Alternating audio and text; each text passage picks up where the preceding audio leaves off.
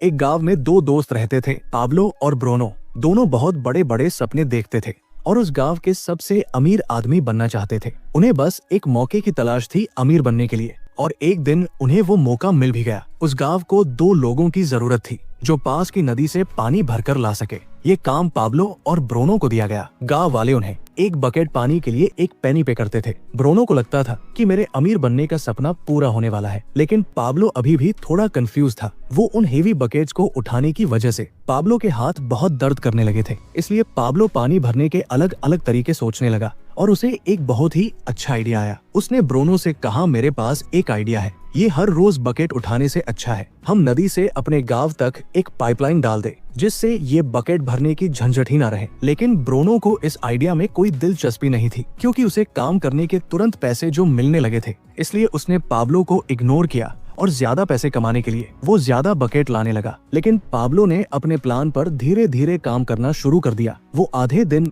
Bucket भरता और बाकी के टाइम पाइपलाइन बनाता। उसे पता था ये काम बहुत मुश्किल होगा और पाइपलाइन बनाने में 1 से 2 साल लग सकते हैं, लेकिन उसे अपने आइडिया पर भरोसा था। इसलिए उसने पाइपलाइन के लिए काम जारी रखा। कुछ महीने बाद ब्रूनो और गांव वालों ने उस पर हंसना शुरू कर दिया, क्योंकि 1-2 महीने में उसका कुछ खास काम नहीं हुआ था। इसलिए गांव वाले उसे पाब्लो द पाइपलाइन मैन कहकर उसका मजाक उड़ाते थे। और दूसरी तरफ बकेट भरने वाले ब्रूनो की इनकम डबल हो चुकी थी। वो एक बड़ा घर खरीद चुका था, उसकी लाइफस्टाइल बदल चुकी थी। ब्रूनो जब वीकेंड्स पर मजे करता, तब भी पाब्लो पाइपलाइन के लिए खुदाई का काम करता था। और कुछ ही महीने बाद पाब्लो की आधी पाइपलाइन बन चुकी थी, जिसकी वजह से उसे पानी भरने के लिए अब आधे रास्ते तक ही आना पड़ता था। इससे उसका काफी टाइम बचने लगा और वो पाइपलाइन बनाने में ज्यादा टाइम देने लगा। इधर कुछ महीनों बाद ब्रूनो को रियलाइज हुआ कि रोजाना इतनी बकेट उठाने से उसका शरीर अब पूरी तरह से थक चुका था। अब वो पहले जितना पानी नहीं ला सकता था, जिसकी वजह से वो बहुत परेशान रहने लगा। और इस तरह महीने गुजरते गए, पर पाब्लो ने अपनी पाइपलाइन पर काम जारी रखा